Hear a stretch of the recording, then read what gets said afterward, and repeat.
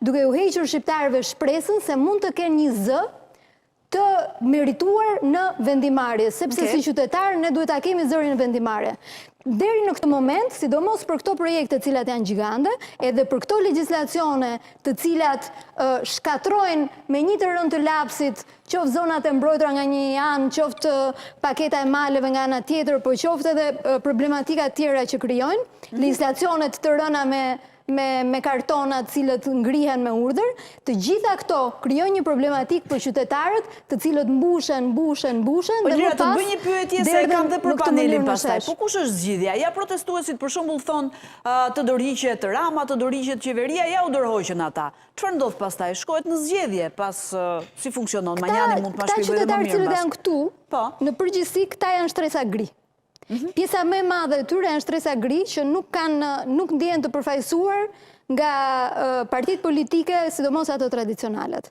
E kanë thënë shumë qartë dhe është në të gjitha thirrjet, të cilët janë kundër mënyrës se si është bërë politika deri më sot. Dhe të jesh kundër mënyrës se si është bërë politika deri më sot, nuk do të thotë të jesh kundër një individi caktuar apo një grupimi caktuar. Do të thotë që ti do të ndryshosh mënyrën se si funksionon demokracia në këtë vend.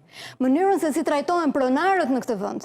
Unë jam vetë pronare e një pjesë shumë të madhe të tokave në Vlorë. A e dini ju që mamaja ime në moshën që është ka 23 vjet që dërgjet gjyqeve dhe akoma nuk e ka tokën, e kemi ne, e ka dikush tjetër që i është dhënë me 7.500 dhe pastaj aty vjen dhe investon një tret i cili e merr, nuk e di me 1 euro apo me mikë etj etj. Dhe kjo është një problematika pastaj nga kjo edhe.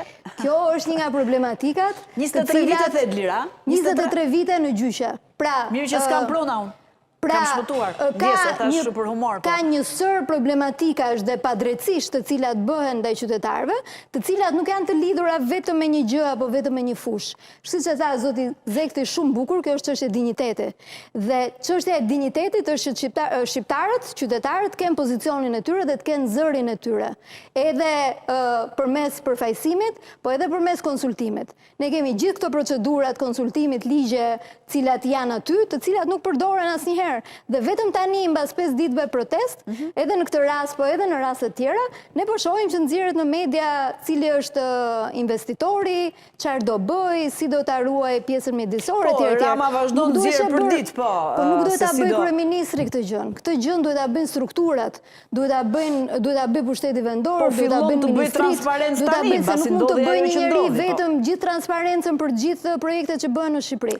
Por e theksoj, nuk është absolutisht një protestë kundër zhvillimit, kundër investimeve, sepse çdo shqiptar do që Shqipëria të zhvillohet dhe të shkojë aty ku meriton. Aty ku ata qytetarë europian, se këta janë qytetarët europian, meritojnë që t'jenë edhe meritojnë që të shkojnë. Por po i blokojmë.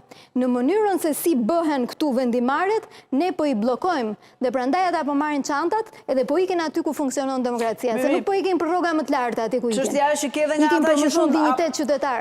A e kemi luksin ti përzën dhe këta investitorë të mëdhenj që do na vinë? Nuk po i përzën njëri investitorët, thjesht po kërkohet transparencë dhe po kërkohet që këto gjëra të bëhen në mënyrën e dur, duke trajtuar me dinjitet pronarët, duke trajtuar me dinjitet zonat tona të mbrojtura, duke trajtuar me dinjitet komunitetin, i cili duhet pyetet edhe jo të merret zvarr, po jo vetëm këtu edhe në zonat e tjera, se nuk ka ndodhur vetëm në Zvërnec kjo gjë.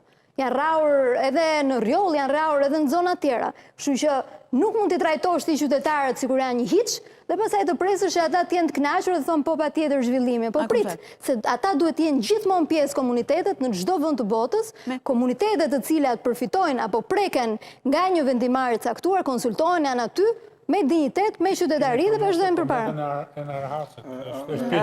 Arsida. Po pikërisht pra. Po detyrim ligjor. A mund shohim dhe lindjen e një lëvizje anti-establishment mbase? Apo ja?